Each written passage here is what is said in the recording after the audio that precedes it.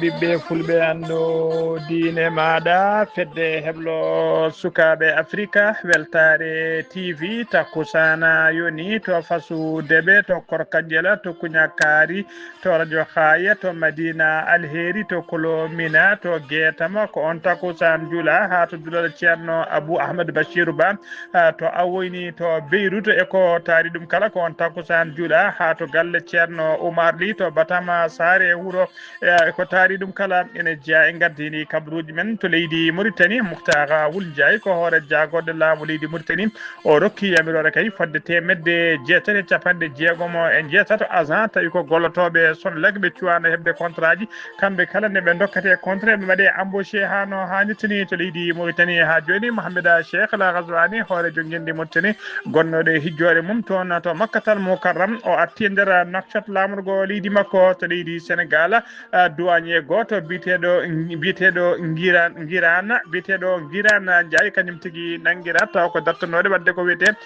trafic drogue o tawrama fodde capanɗe 5 kilo drogue to leydi Mali namankale nanggugol taw ko debbo jimowo biyeteɗo Babani Kone e oɗo saaha joni noon keɓani andude holko nanguira kedde Afrique may jabbo musidɗo men Alassane Oumar Mbodj habruji men joolam jaɓiri man jaa ha to leydi Autriche jiyan to leydi Russie to dowla cittiɗeɗe Amérique ha to leydi France bisimilla moon e kirki hotodirte joni piren paccaten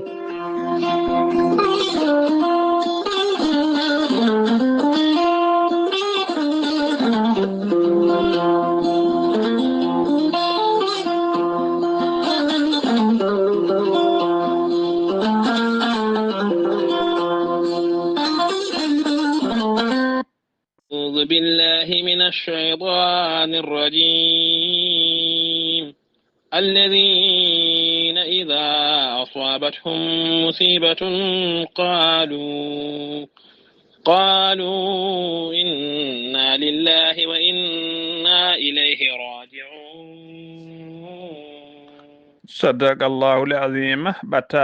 batake jam gondaɗo hono Elhaji Souleymane Naye Konate ko ɓi duttiɗo to Melga Alpha Konate to Melga ko ɓi duttiɗo Sirandu Soko to Melga ko ɓi duttiɗo Nemme Soko to Melga ko ɓi duttiɗo Alhaji Demba Huleya Diallo to Melga wondude Mamadou Demba Diallo to Melga e wondude Amadou Tijane Diallo gorko mo Melga wuro jinneji jettinɗo hulango eɓe denta kamɓe kala ɓe ngullo dendagal bandiraɓe sehilaɓe kala tawi kay ko Melga Mali Melga Mauritanie Suwoyna Haay France Canada dowlaci tentude Amérique dendagal bandiraɓe to tawete ndera windere he kala ustare jinnaɗo mabɓe debbo biyetenoɗo Nene Naye Doucouré noon ko jamma hanki o yalti aduna o wira noon ko 10 heures hande o den mbiyatande Allah yurmotomo yaafoma ha damal janna kanko e dendagal mayɓe julɓe kala yettiniɗo ɓataki o noon ko musidɗo men biyeteɗo ceerno Amadou Tijani Diallo gorko mo Melga wuuro jinneji Allah weltino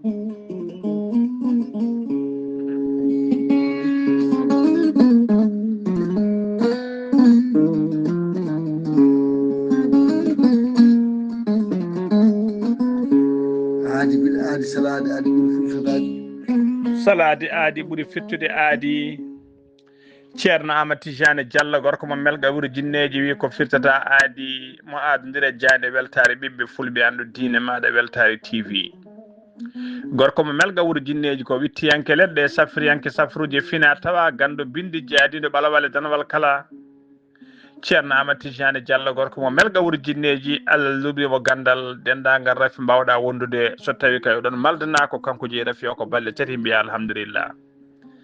gorko mo Melga wuuro jinneji ne yawna wonduɓe koyɗe musoje keceje musoje ɓalli ƴakkoji ɓalli guloji ɓalli ɓuutoji kala ceerno Amadou Tijani Diallo en yawnaɓe wonduɓe e fiɗaɓe ustaraɓe gorago e wonduɓe prostate kala ɓen ustaraɓe gorago e jippiɓe leese ceerno Amadou Tijani Diallo ne jogui leɗɗe wiyete ko meeɗi moosa ƴetta ɗum joni moosa nofuru omo jogui leɗɗe goɗɗe kadi ne wiye yedde ƴeewa a ƴetta ɗum joni moosa mbiya alhamdulillah gorko mo Melga wuuro jinneji ne yawrani ɓen wonduɓe estomac e wittoji makko mo yiiti leɗɗe ko fate estomac e nder badde tati ceera hen haala mbatta ñamde mbatta yarde kala ko kulnoɗa e kala ko kaɗanɗa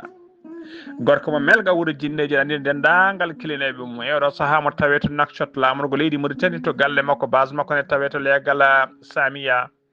Samia galle étage danejo no hucciti e usine plâtre mo Samia sa yiiɗi jokkodirde makko numéro makko leydi Mauritanie mbatta ko 46 94 21 91 ko numéro appel kadi ne waɗi WhatsApp walla kadi wawi jokkodirde makko numéro makko leydi France to banggue WhatsApp mbatta ko 00336 04 04 66 27 gorko mo melga wuuro jinneji ne jogui base mum to Dakar en tawi ɗon miñi ko ne wiye ceerno Abdoulaye Diallo numéro mum 777 numéro mum 77 714 94 15 ceerno Amadou Tidiane Diallo base makko ne tawi to Dagana ha to Rosso Mauritanie tawi ɗon sehil makko ɓi nene makko ne wiye ceerno Amadou Dia gorko mo leeraɓe sa yiiɗi jokkodirde mum mbatta ko 77 537 79 28 ceerno Amadou Tidiane Diallo ko laaɓɗo reedu ko malaɗo wune ko newiɗo sanne sanne mbadden danɗo faade makko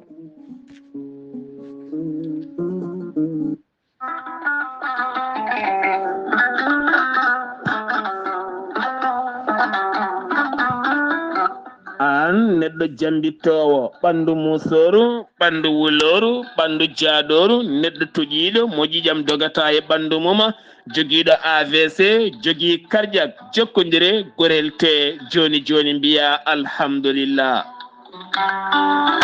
gorel te ko haako moƴƴo iwru ko to koridinoro ari ko wallude e safrude ha moñi kala yiito hen hoore muɗuma a neɗɗo toƴiɗo yahata juma yahata jama ɓandu musoru koyɗi musoje keceje musoje joguiɗo AVC jogui cardiaque yogay ñabbuji goɗɗi kala sa jokkodire gorel te joni joni jiitoɗa hen hoore maɗa gorel te ko haako moƴƴo iwru ko to koridinoro ala rewam ala effet a yittat ko jamireɗa mbaɗa hen aɗa yara aɗa yiito cellal ɓandu maɗa sa yiɗi jokkodirde e gorel te jahata koto site mabɓe internet a mbaɗa www.gorelte.com ma janggan hoore maɗa kala ko gorel te safrata kala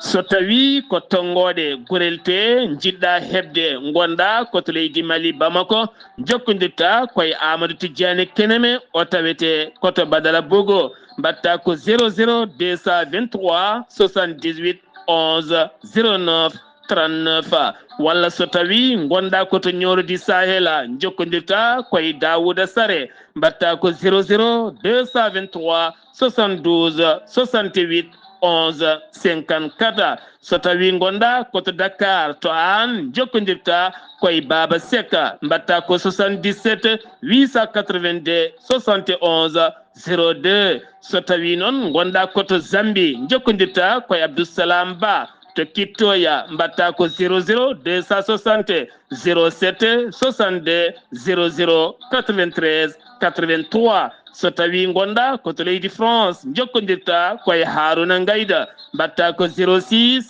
50 99 64 43 so tawi koto États-Unis d'Amérique gonɗa jokkodirta koye Abou Sow Kawral Fouta Business plus 1 34 77 01 56 77 musidɓe tedduɓe gorel te ko safara ɓolo tan woni muɗuma kettode kaburuji mon e demgal pula Afrique, Asie,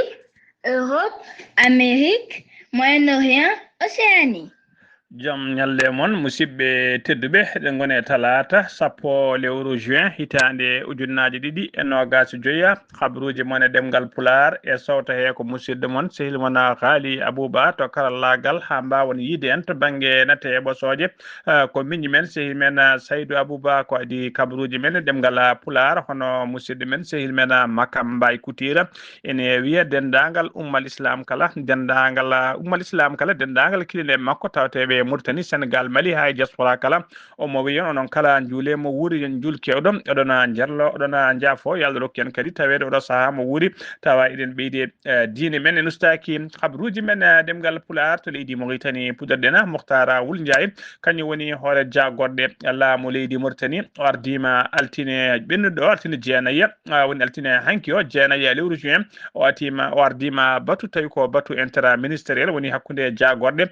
tawi kadi ko halfinnoɓe ko fati toppitade kay dossier ɓeɗon gollotoɓe to Somaleka tawi ko wiyeteɓe non permanent woni gollotoɓe toon ɗiɗo duuɓi kala tawi ngala kayitaji ngala tigui ko wiyete embauché ngala contrat ji ɓen noon koɓe temedde jeetato e capanɗe jeegom e jeetato ɓen noon tawi kadi mbiyetena ko non permanent kanko Mohtara Wula Ndiaye noon o rokki yamirore kadi ko ɓuuri yawde e yaccade tawi kadi koye tigui tawi kadi koye yamirore hoorejo leydi ndi nde ɓen kala ɓen temedde jeetato capanɗe jeegom e jeetato ɓe kala nde ɓe mbawata waɗanede contrat ji wona embauché ko ɓuuri yawde e yaccade e nder yontere nde ɗo wotere noon hollirama tigui nde yontere wotere kay ko ngolɗo woni lawol ɗiɗi ɓiwel koɓe mbaɗa batu kay ko fati e alhaali ɓeɗon gollotoɓe kay tawi ko non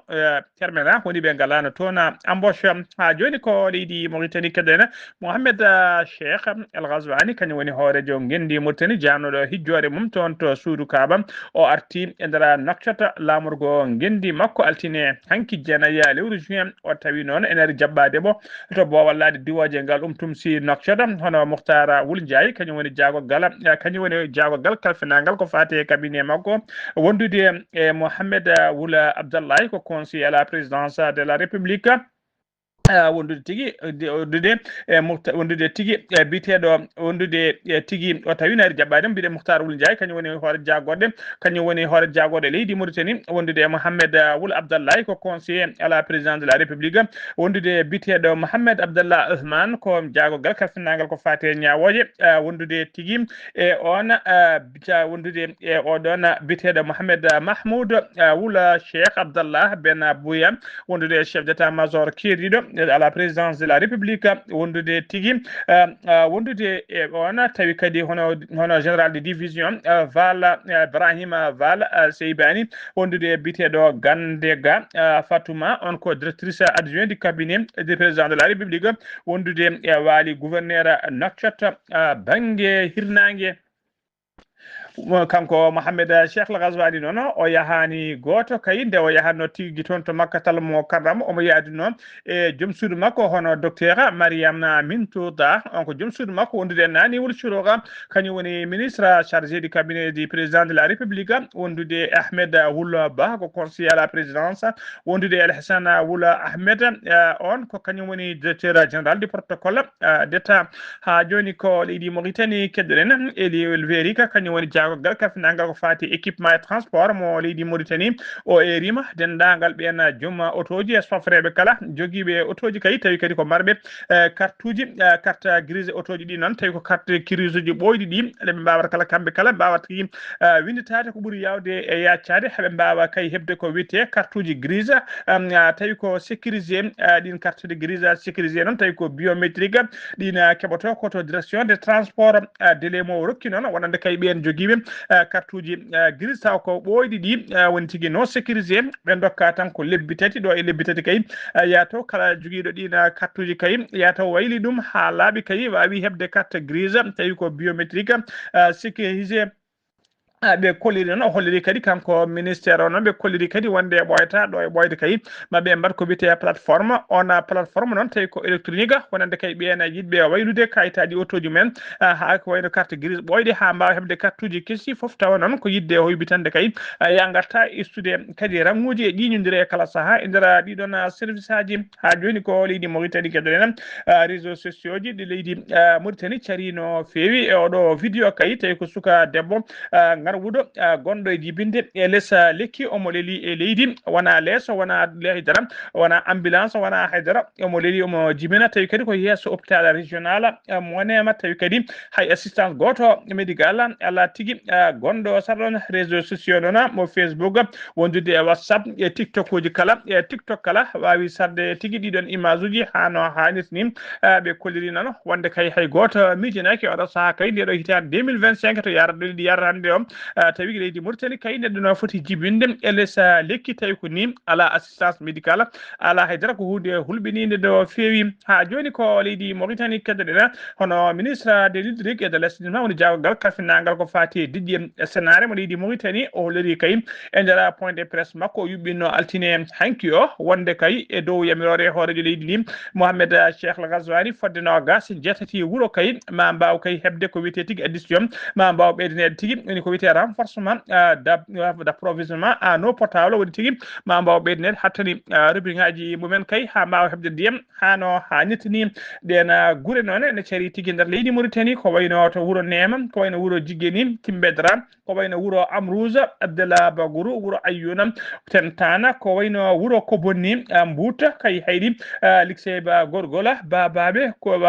wayno Bababe ko wayno Mbouta walla Bogge tigui zigzam e ko wayno Moktala Hazar kala Rosso ha to Boutelmide Kirkiza e Medredra ha to Agzouza Atara wondude walata ha to Efderika e Birmogrin kala ɗeɗo guure kala holiri ma mbaw hebde ko wiyete tigui ma keɓa kay ko wiyete renforcement ko taw ɓeydugol hattani diƴƴe robinaji mumen hano hanniti ni taw foof ko yamirore hoorejo leydi ndi haɓade kay ko fate ɗonka e ŋakkeden ndiyam e nder dokli leydi Mauritanie kala ha joni ko sommima to leydi Mauritanie koto leydi Sénégal paadena tara musto waɗi to Yeumbeul Dakar ko ɓo tawi kadi ko babiraɗo goto hayso ko cugatogos ko babiraɗo ko joom galle woni chef de famille tawi kadi biyetenoɗo Modou Mbacké ko gérant magasin goto kenkayri gonnoɗo sara woɗɗani galle makko kañum tigui wara noon guila kay ñande alkamisa ɓennuɗo ɗo o wara noon ko yesso banni ko debbo e yesso kadi tani ko debbo ɗum noon wonno ko sanga 20 heures o mino noon ko golle makko mo faya galle makko ɗon tigui bandiji tati paddimo gam kay teskade mo kala saaha mo wakko saaha yidde heftude oɗon sakkos noon mijade waɗi haalise ɓe poɗodiri makko ko juuti noon ko ɗon goto e mabɓe dufti laaɓi mum yuɓi mo laaɓi kewɗe no fewi ko hen o wasi fittanu makko ha joni ko leydi Sénégal keɗoɗen douanier goto biteɗo Guirana Ndiaye ne tawi oɗo saaha joni e caɗele mawde no fewi ko gendarmerie noon ɓe brigade den Ndiassa kañum tigui teeɓi oto makko ɓe tawi nder oto he noon capanɗe joyyi kilo drogue tawi koko drogue mo hinde chanvre indienne ɗum fuɗɗino noon ko caggal kayne commandant brigade caggal nde commandant de brigade mo Sandiara heeɓi kabaru kay wonde kanko douanier wonde douanier goto kay ɓe corɓinimo wonde mo waɗa ko wiyete trafic drogue mission ƴetta noon yo rewirde makko koyguel nden tigui ɓe dokki plaque numéro plaque makko oto makko commandant brigade mo Sandiara kañumne jokkodiri e commandant de brigade mo Mbouro on e nuldi dadiɓe mum o nuldi dadiɓe mum e dow lawol tolno wuuro witego Kera Balla nden oto yettima ɗon noon gendarmerie o darte nimo o yaltini carte makko professionnel tawi kadi omo ɓorni teni makko omo waɗi galongaji makko woni tigui kode makko hollirde kay wonde ko officier de douane kala noon kala noon hollirama noon caggal noon nde o holli ɗum kamɓe noon kamɓe gendarme ɓe kolli tigui yo kuppu moteur oto o yo kuppu moteur oto makko tawi ko oto mo hinde Mazda CX9 o sali kay o yaɓɓi vitesse o felmi kay auto ji tati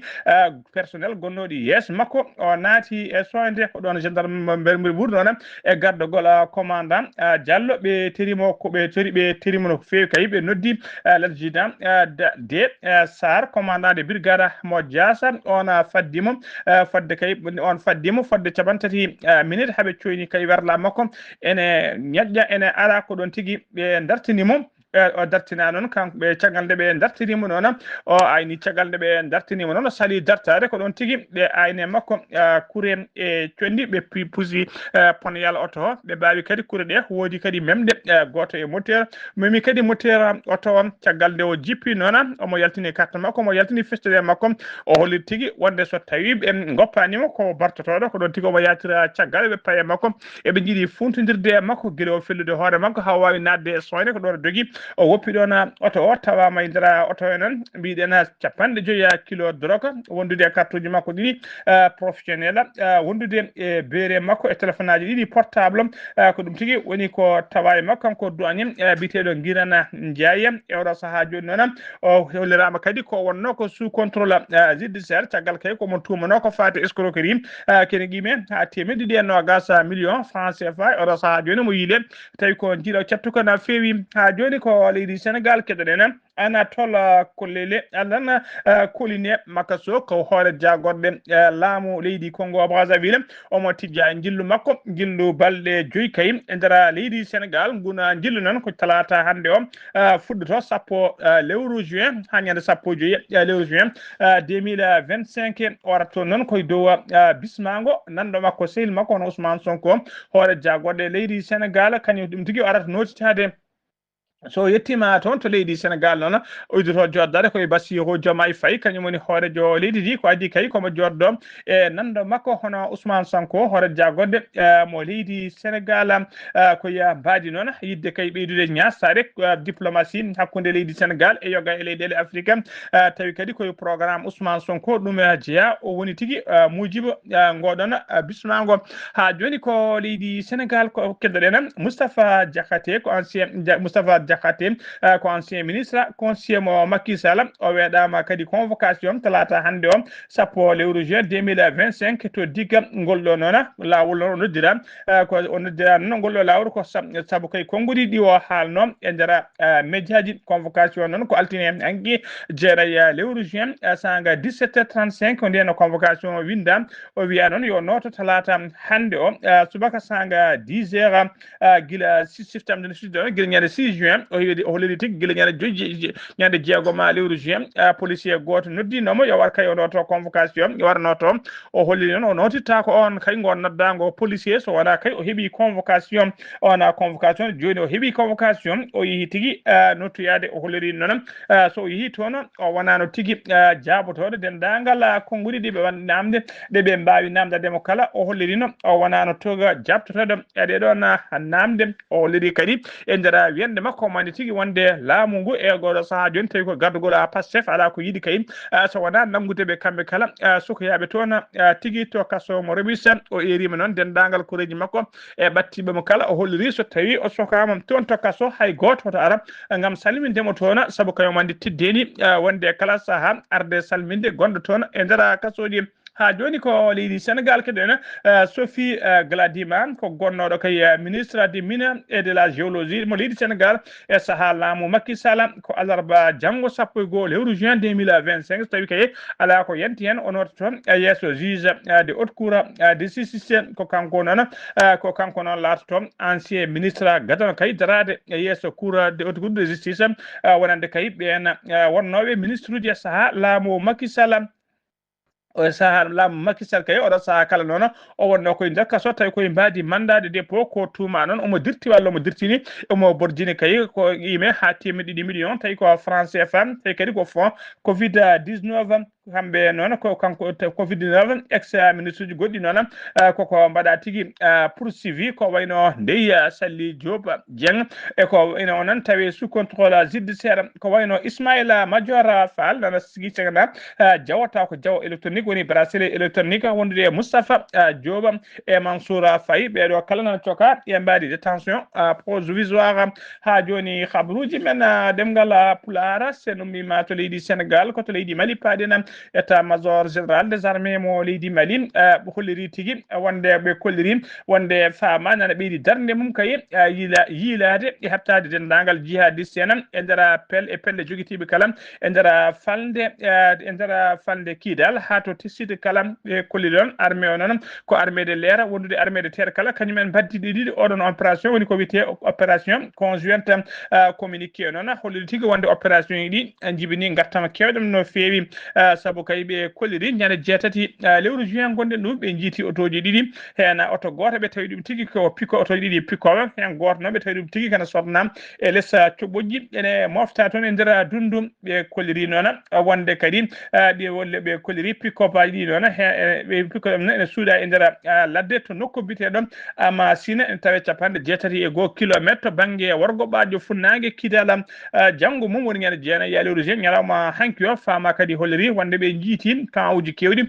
tawi ko kawuji terroriste en ɓe mbawi tigui wadde ɗina bombardé ɓe bonni ɗum ɗina kawuji kala ha sori ladde ɗina kawuji tawede région de Gao ha joni ko leydi Mali keddoɗen hono mbirɗen gaddidi kabaruji men Babani Kone ko debbo dimo jontaɗo belɗo dande kadi dowluɗo no fewi ndera leydi Mali ha e caggal leydi kala ko kanko de wiya teɓomo tawi juuɗe justice mo leydi Mali guila altine hanki noon ko ɗum tigui woni ko yardete café e ndera Bamako lamorgo leydi Mali ha e ndera jogga e nokkuji e Mali kala haala hol tiskedama noon ɓe cuwata o andude kay holko nanguira andaka taw holko nanguira so tawi en keeɓi ko ɓurɗo labde maɓe mbaw artude hen hano hannirtini ha joni habaruji men demgal Pulaar to leydi Mali ha joni altine hanki jeenayyi lewru juin 2025 ko accident musto waɗi e dow lawol bitegal route nationale numéro 6 sanga 8h30 accident o ɗon waɗi ko tolno intersection docteur mo mbiyata kalale mo mbiyata kalake ko bus transport non kañum felbodiri e moto goto bilan provisoire mo kedden ko neddo goto wasi hen fittade mum capantato e jeena yum neddo wodbe mbawi barmude hen barmude fof non nawama to centre de santé woni dispensaire communautaire mo kono bugu kabaruji men demgal Pulaar kedde Afrique jabboden ko musidde men sehdi men Alassane Oumar Mbodj gorko mo Sar Dogo Alassane Oumar Mbodj a salminama juuram en calmitima Ghali Abouba en calmini dendagal hettiyankoɓe Ayawo TV kabaruji men ɓuri tewtude e dongal Afrique e ñalamande o puɗɗoɗe doron ko leydi hono Mali toon ene wayno hono honiyankoɓe ene wayno hono leydi hono Mali ene wayde ɓe mbawi kadi ko ittude kala wonnoɓe camp militaire taw ko centre mo leydi ndi wonno toon ene wayno ɗo ko caggal jangguji kewɗi toon banno toon to Bulkesi ene wawi ko ñande asatare jeeɗiɗi lewru